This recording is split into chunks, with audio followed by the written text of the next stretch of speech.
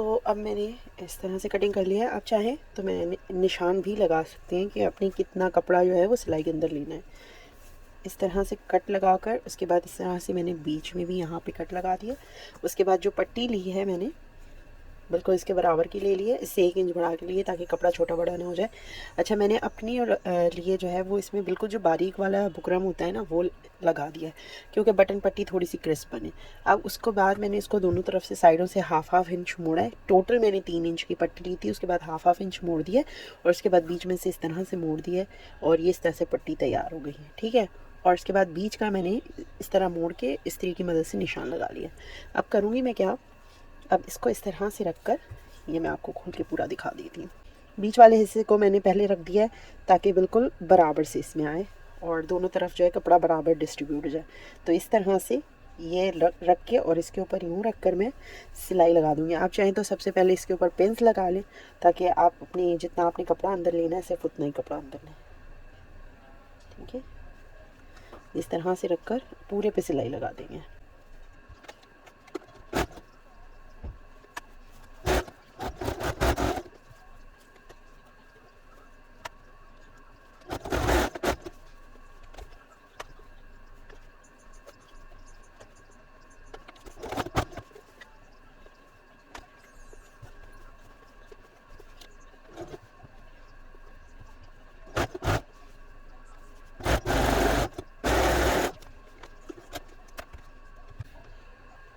अभी देख लें ये इस तरह से स्टिच हुआ है। मैंने बिल्कुल इस तरह मशीन पे इससे उतारा है इसे, और अब इसको मैं कुर्ते को मैं सीधा कर रही हूँ और ये मैं इस तरह से सीधा कर रही हूँ इसको।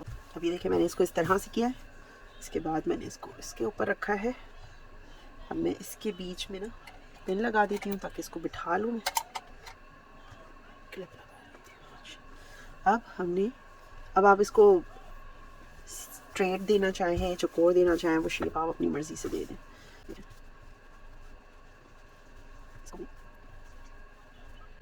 अच्छा, मैंने इसको फ़ोल्ड कर लिया और मैंने इस तरह की शेप दे दी है। इसके ऊपर मैंने वैसे भी कपड़ा दूसरा लगाना है, नेट का लगाना है, क्योंकि मैं ईद के लिए बना रही हूँ तो मैं ये मैचिंग ड्रेस बना रही हूँ, सिबलिंग मैचिंग ड्रेस जो होते हैं उस तरह से। अब मैं क्या करूँगी, इसको यहाँ से इतना क्लोज़ कर दूँगी। ठीक है, अगर इसके ऊपर बुकरम नहीं लगा हुआ होता ना, जैसे अगर आप बुकरम नहीं लगाइएगा तो ये बहुत सारी शेप्स में ना फोल्ड हो सकता है। तो अब इसको इस तरीके की वजह से बिठा दूँगी ताकि ये सारी शिकनें निकल आए। अभी इसको ये करते हैं और इसके बाद मैं आपको दिखाती हूँ कि मैंने इसके ऊपर जो है वो दूसरा नेट का कपड़ा लगाना है वो किस तरह से लगाऊंगी मैं।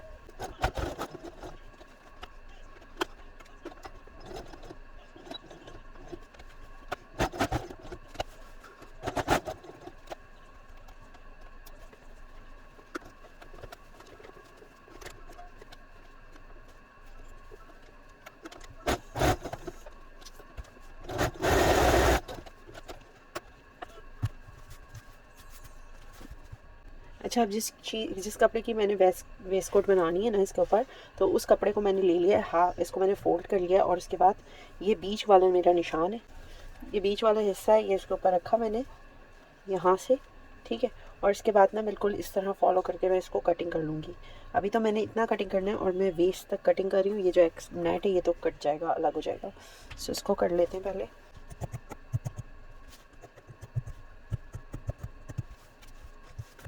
ये नीचे से नेट में काट लूँगी। ओके, अब इसके ऊपर मैंने कपड़ा बिछा लिया है और इसके साथ मैंने इसको रख लिया कि किस तरह से मैं कर रही हूँ। अच्छा, मुझे शेप जो चाहिए ना वो इस तरह से चाहिए, यहाँ पे आके इसकी वी हो और यहाँ पे ये फिनिश हो जाए, मुझे पूरे में नहीं चाहिए। ठीक है, या तो आप चाहें तो इस तरह से कर लेती हैं, या तो आप चाहें तो ये बिल्कुल हाफ यहाँ तक बना सकती हैं वेस्ट कोट। ये वाले भी बहुत स्टाइलिंग चल रही है, लेकिन मुझे जो है वो यहाँ से लेकर यहाँ तक ही चाहिए। मैं पेपर पे कटिंग करती हूँ और फिर मैं आपको सारी मेजरमेंट बता दी हूँ, क्योंकि मैं डायरेक्ट फैब्रिक पे कटिंग करूँगी और गलत हो गई तो फिर मसला हो जाएगा। ठीक है ना। अच्छा, मैं आपको बता देती हूँ मैंने ये निशान किस तरह से लगाया है। तो सबसे पहले ये इस कॉर्नर से लेकर ना मैंने 4 इंचेस के ऊपर निशान लगाया। ठीक है, 4 इंचेस के ऊपर निशान लगाया। उसके बाद मेरी जो टोटल इसकी लेंथ बन रही थी वेस्ट तक 9 इंचेस बन रही थी, जहाँ तक मैंने तावीज़ बनाया है तो वहाँ तक 9 इंचेस बन रही थी। तो मैंने उसका हाफ़ किया, जो 4.5 इंचेस बन रहा था, तो मैंने 4.5 इंचेस के ऊपर इस तरह निशान लगाया। उसके बाद मैंने बस इस कॉर्नर से रख कर इसको यहाँ पे मिला दिया है, और क्योंकि मुझे ये पूरा ये वाला जो कॉर्नर है इस तक कवर चाहिए, तो इस वाले कॉर्नर से रख कर मैंने इस तरह से निशान लगा दिया, तो ये इस तरह से निशान बन गया। ठीक है, तो अब मैं इसको कटिंग कर रही हूँ और बिल्कुल सेम कटिंग जो है ना वो मैं नेट वाले फैब्रिक पे भी कर लूँगी।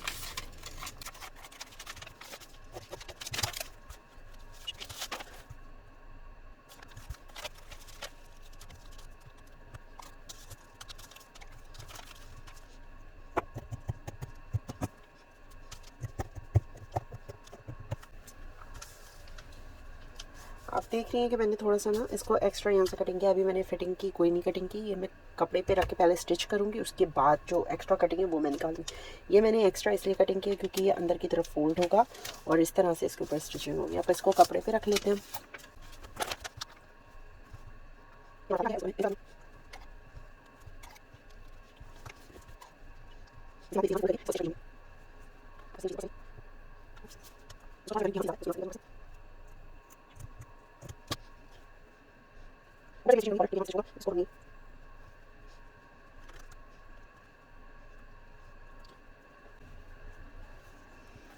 अच्छा, एक चीज़ मैं आपको यहाँ पे मेंशन कर दूँ कि हम इसकी स्टिचिंग जो करेंगे ना वो हम सिर्फ यहाँ तक करेंगे, दोनों तरफ से।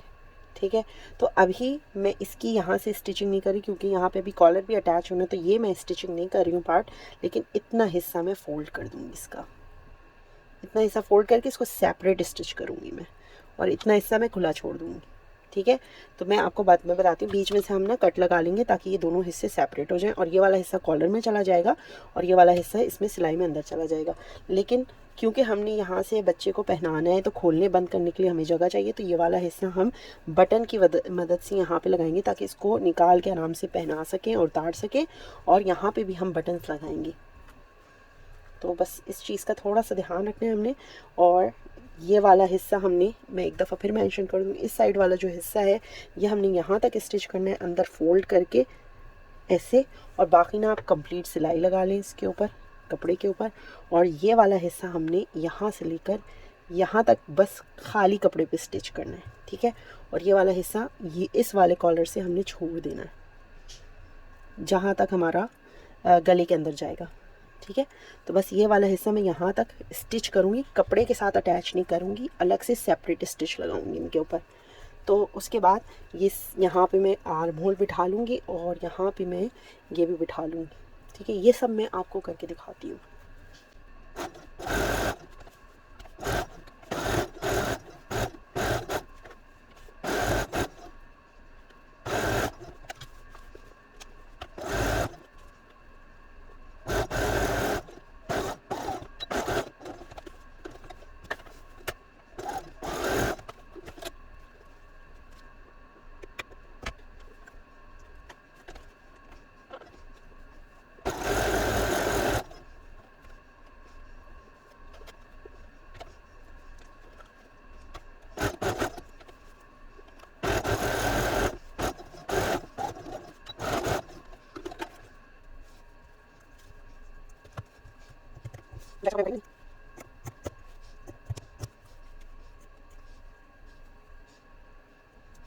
अच्छा, अब आपकी मर्ज़ी है आप यहाँ पर कौन से बटन लगाना चाहिए। मैं वॉल क्रो लगा दूँगी, 2 वॉल क्रो लगा दूँगी, एक यहाँ लगा दूँगी और एक यहाँ लगा दूँगी। ठीक है, छोटे छोटे से मिलते हैं वो लगा दूँगी। यहाँ पर मैं टिक बटन यूज़ करूँगी इस जगह पर, और ऊपर जो है मैं डेकोरेटिव एक बटन यूज़ करूँगी।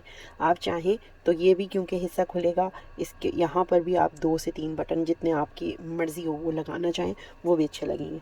तो मैं ये सारे काम जो है वो कर लूँगी, और इसके बाद हम जो है अब बाकी चीज़ें हम अटैच कर लेंगे, क्योंकि बाकी जो सिलाई है वो बिल्कुल नॉर्मल होगी। बस मुझे यही डिज़ाइन एलिमेंट इसके अंदर ऐड करना था। ये सारे काम मैं कर कर फिर मैं आपके साथ जो है वो शोल्डर्स अटैच करके आपको फिर दिखाती हूँ।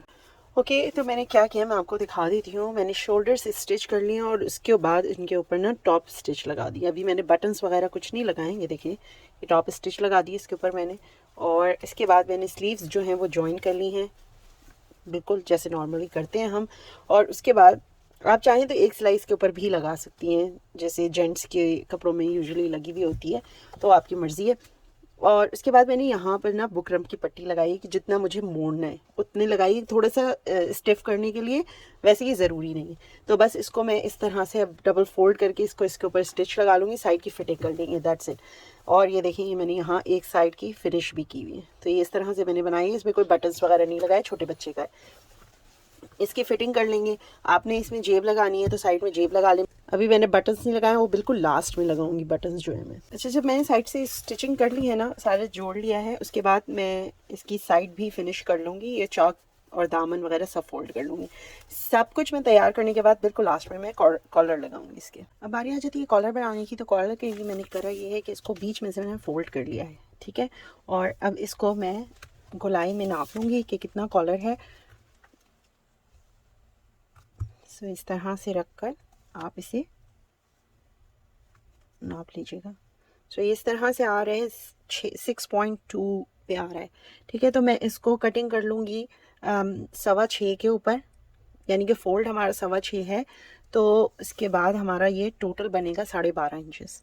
सो इसको कटिंग कर लेते हैं और अपनी नाप के हिसाब से आपने कटिंग करना है। मैं आपको पेपर पे बता देती हूँ किस तरह से कटिंग करना है, और उसके बाद आपने बिल्कुल सेम पैटर्न से बुकरम पे कटिंग करना है। तो सबसे मैं पेपर पे आपको दिखा रही हूँ। तो ये मैंने स्ट्रेट लाइन खींच ली है क्योंकि पेपर टेढ़ा था। उसके बाद ये जो खुला वाला एरिया है ना, यहाँ से हमने लेना है 3 इंचेस के ऊपर। सो इसकी चौड़ाई मैं रख लेती हूँ 7 इंचेस। सो 7 इंचेस इसकी जो है वो हमने चौड़ाई रख ली है अभी के लिए, बाद में हम इसको चेंज भी करेंगे। 3 इंचेस पे हमने यहाँ निशान लगाया इस तरह से, जो हमारा लंबाई वाला हिस्सा है। यहाँ से हम निशान लगाएंगे 1.5 इंचेस के ऊपर। आप 2 इंचेस पे भी निशान लगा सकते हैं। मैं थोड़ा सा आगे से ना छोटा रखूँगी ताकि बच्चे के गले पे ना फंसे। और उसके बाद इन दोनों निशानों को हम आहिस्ता आहिस्ता से मिला लेंगे इस तरह। ये देख रहे हैं आप। और इसके बाद हमने करना ये है कि यहाँ से 1-1 इंच के ऊपर निशान लगाएंगे। आप पौना मतलब थोड़ा सा छोटा भी बना सकती हैं, 1 इंच के बजाय 0.75 इंचेस पे भी बना सकती हैं, क्योंकि छोटे बच्चे हैं ना, वो घबरा जाते हैं, तो इसलिए। सो अब इन सारी लाइंस को हम मिला लेंगे। अब इसे यहाँ से हमने, ये फोल्ड के ऊपर है, ये ध्यान रखिएगा, 6.25 6.2 था हमारा। सो बस मैं थोड़ा सा इतना सा बढ़ा के ले रही हूँ। ये देख लें आप, 0.2 बढ़ा के ले रही हूँ क्योंकि सिलाइयाँ भी होंगी ना, इसकी वजह से। सो उसके बाद आपने इस तरह से इसको रखना है और गोलाई में इसको नाप लेना है। यहाँ तक ये आ रहा है, तो यहाँ तक आ रहा है, तो इसको यहाँ से हम हल्की सी गोलाई दे देंगे इस तरह से, और ये हम कट कर लेंगे। उसके बाद आप इसको कपड़े पर रख कर देख लीजिएगा, ये इस तरह से कटिंग होगा। थोड़ी सी गोलाई आएगी। आपने स्ट्रेट रखना है तो स्ट्रेट रख लें, बच्चों के वैसे स्ट्रेट नहीं रखें तो अच्छा है। तो बहरहाल मैं अब इसको बुकरम पे कटिंग कर लेती हूँ और इसको कपड़े को भी कटिंग कर लेती हूँ, ठीक है। अच्छा, मैंने इसको बुकरम को ना, इसको पेस्ट कर लिया, और यह लाइट वाला बुकरम है, ये हार्ड वाला नहीं लिया मैंने। और इसको पेस्ट करने के बाद मैंने इसके ऊपर निशान लगा लिया कि कहाँ मुझे सिलाई करनी है, और उसके बाद मैं ये एक्स्ट्रा कटिंग कर लूँगी और उसके बाद दिखाती हूँ मैं आपको। अच्छा, ये मैंने कटिंग कर लिया है, इसको सीधा कर लूँगी मैं, और इसके बाद इसके ऊपर आयरन कर लूँगी, और आगे वाला हिस्सा जो है वो मैं इस तरह से फोल्ड कर लूँगी। और साथ में आप इस्त्री की मदद से ना, या पेन की मदद से, या क्रेयॉन, जिसकी भी मदद से, चौक की मदद से बीच का निशान लगा लिएगा और कॉलर को नाप लिएगा। ये काम आप पहले भी कर सकती हैं, इसको स्टिचिंग करने से पहले। अच्छा, मैंने इसको आयरन से सही कर लिया है। बीच का निशान ये मैंने देखना आप इसकी कट की मदद से लगा लिया है, और कुर्ते पे भी जो है ना वो बीच का निशान मैंने लगा लिया है, देखिए चौक की मदद से, ताकि ज़्यादा विजिबल ना हो। और इसके बाद मैं इसको करूँगी ये कि ये वाला जो हिस्सा है ना, इसको अंदर की तरफ रख के इसकी सीधी सिलाई लगा दूँगी, ताकि जब मैं इसकी हैंड स्टिच करूँ ना तो मुझे इस कपड़े के बारे में परेशान होने की ज़रूरत ना हो। ओके, सो अब मैंने इसको बीच वाले हिस्से को बीच में रख कर, और इसको बीच से मैं स्टिच करना शुरू कर रही हूँ। और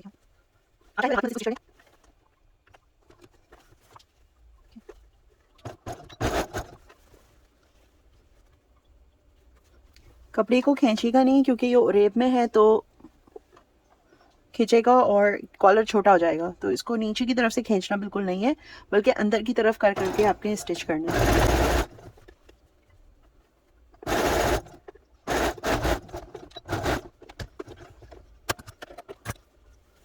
अब इस वाले कॉलर को मैं यहाँ से रख के स्टिच कर लूँगी।